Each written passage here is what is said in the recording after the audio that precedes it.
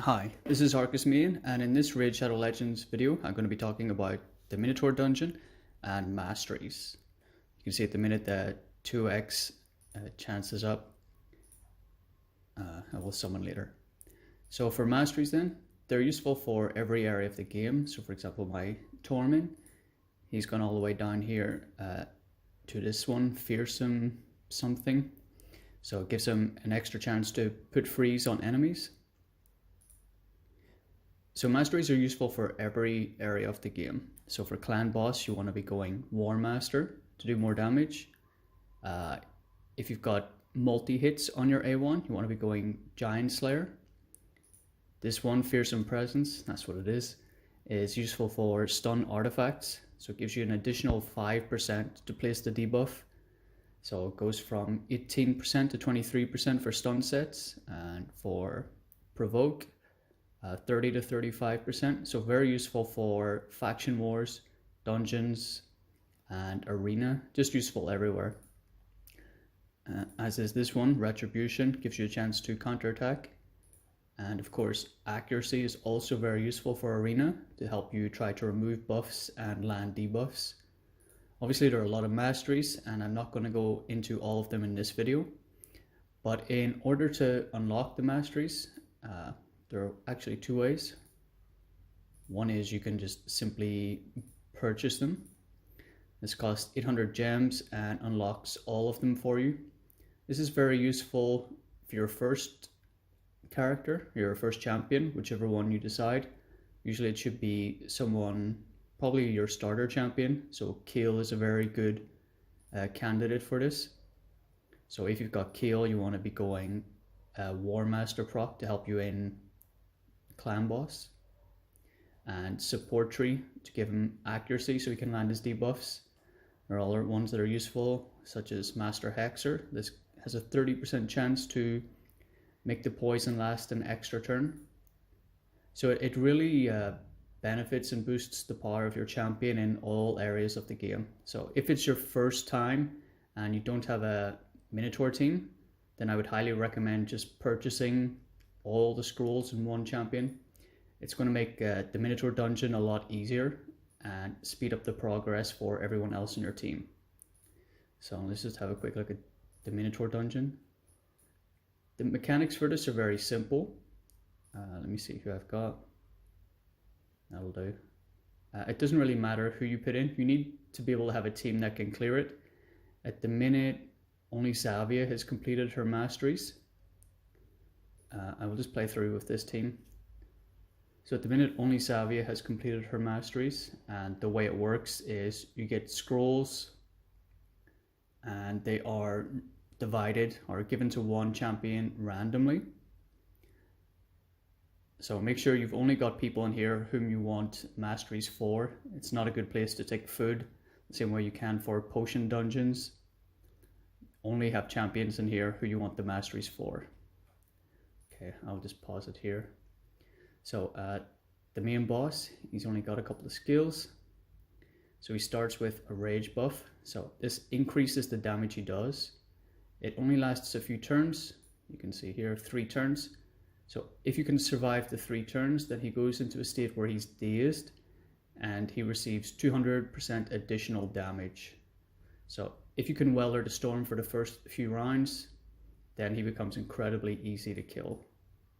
Okay, on this one he puts out a hex debuff. This hex debuff increases the damage you receive. It can't be resisted, however it can be cleared. So if you have Doom Priest or Spirit Host, they can get rid of this.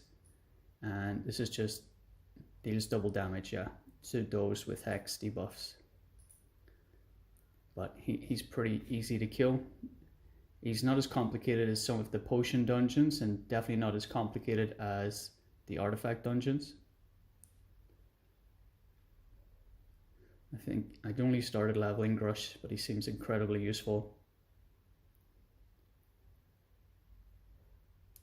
Yeah, so in a minute I will have a more free-to-play friendly team.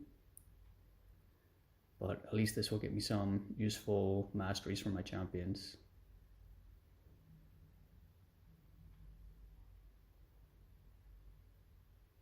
There you can see like he does like 19,000 to my Zavia. She's just built for damage, mostly for arena, and usually in dungeons she has Arbiter to bring her back if she gets injured. So you can see here, Seer just got green scrolls. Okay. So when you're first starting the game, there's really no point in farming any of the earlier stages, especially anything before stage 11, where you cannot get the divine scrolls. Obviously, trying to get to 15 is the best method. Even if you have to wait a while, it's definitely worth it. But if you've got a team of 3 or 4 capable level 60s with reasonably decent gear, then there's no reason why you can't farm stage 15 easily. Alright, so now I'm just going to put together a free-to-play friendly team. Okay, so this is my more free-to-play friendly team. So we've got Haikatoon, the 30-day reward. She's the speed lead. She's going to help boost the team. I don't think she has any accuracy, so she can't really decrease turn meter too well. Kale and Ethel, I have all of their masteries, so that will help ensure that all mastery skulls go to Crush. And Apothecary for extra speed and heals, just in case things get a bit messy. Yeah, so this is me. I think Haikatoon also doesn't have her masteries finished, so the scrolls will go to either of these two. Anyway, let's get into the run.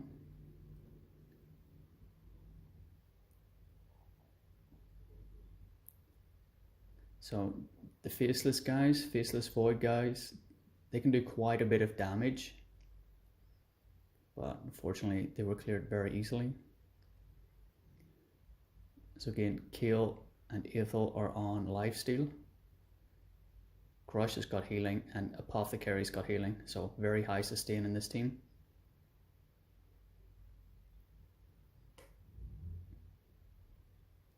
If you're having trouble with these waves, you can bring in someone like Bellower or any AoE character to stun them up. But as it's only a stage 15 and not stage 20 like ice golems, you really shouldn't have too much trouble. But for the boss, we probably won't be able to kill him before his rage buff expires.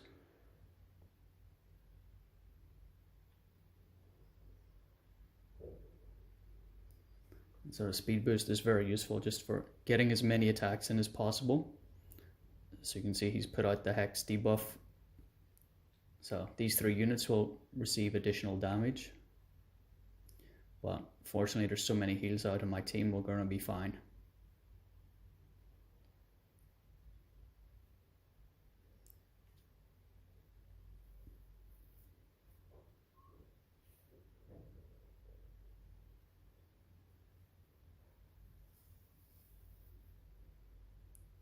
And Ethel has counter-attack mastery, so she can get extra hits. Let's see if we can kill him one more turn. So once this expires, he does less damage and he receives more damage, so he's going to be super easy to kill. If your team can just stay alive long enough till this expires, then it's pretty much a guaranteed kill. Okay, so now he receives additional damage. See, 81,000 from Ethel there alone.